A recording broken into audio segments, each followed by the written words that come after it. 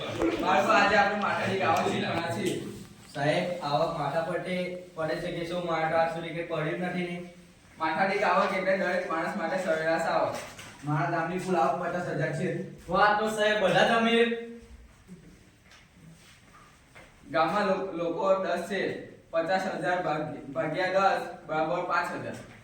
સાહેબ હું તો રોજ 200 રૂપિયા કમાઉં છું પણ આંકડામાં તો 5,000 વાળો. હા ભાઈ, એને જ કહે છે સરેરાશ. તો સાહેબ, શેઠ 20,000 કમાય છે, હું 2,000 કમાઉં છું, પણ આટલા માટે હું પણ શેઠ જ ને. અરે બાપરે, આ તો આંકડામાં જાદુ છે.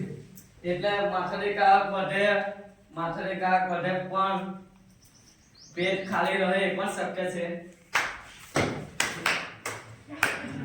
તમે જોયું હતું નાટક જેની અંદર દરેક વ્યક્તિઓની આવક જુદી જુદી હતી, પરંતુ માથાદીઠ આવક આપણે સરેરાશ જોવાની હતી.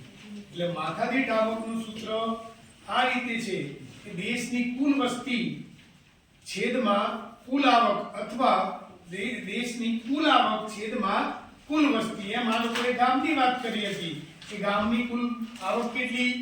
50,000. અને નીચે વસ્તી દ્વારા તમે એને બાદબાકી કરો એટલે તમને શું મળશે? માથાદીઠ આવક મળશે. અંગ્રેજીમાં એને કહેવામાં આવે છે પર કેપિટા ઇન્કમ.